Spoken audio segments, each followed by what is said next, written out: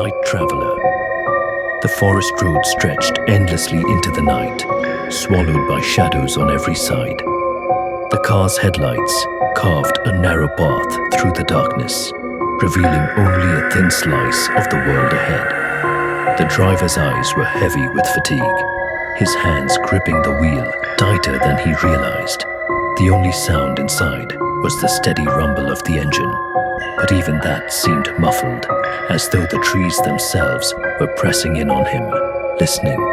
He reached for the radio, hoping for music to break the silence.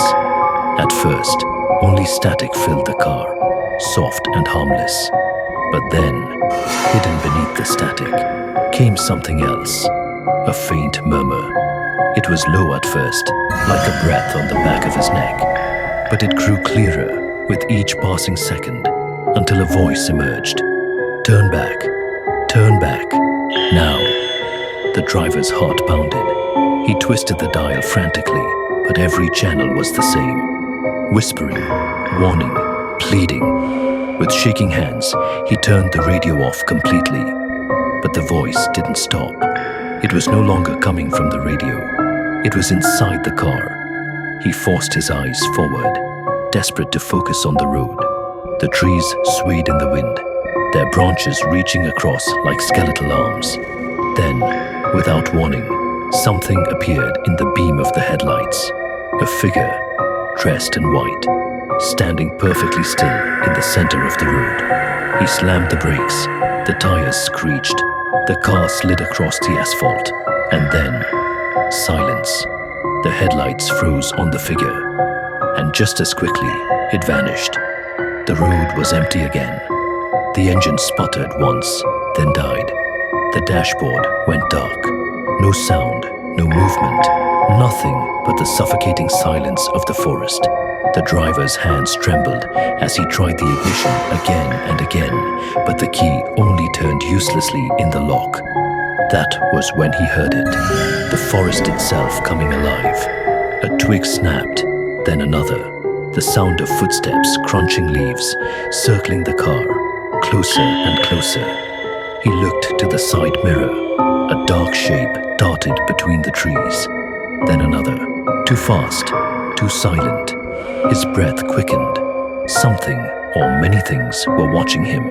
Tap, tap, tap. A sharp knock on the window. His head snapped toward the sound.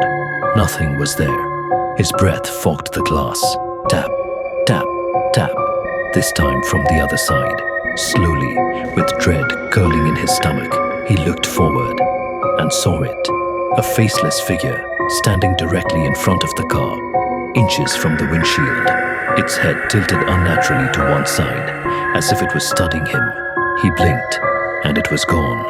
The road was empty once more. The driver pressed the key again. The engine roared back to life. Relief surged through his veins. He stomped on the gas, speeding down the road, desperate to leave the nightmare behind. His chest rose and fell in frantic breaths. The headlights lit up more of the endless, winding road.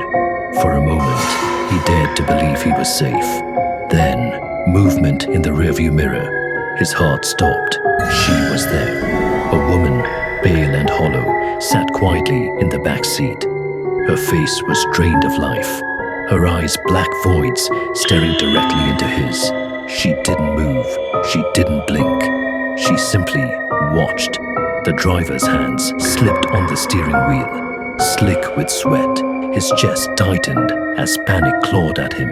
The air inside the car grew colder, each breath leaving a cloud of frost. The woman leaned forward slowly, impossibly slowly, until her cold breath brushed the back of his neck. The headlights flickered once, twice, then they went out completely. Darkness swallowed everything.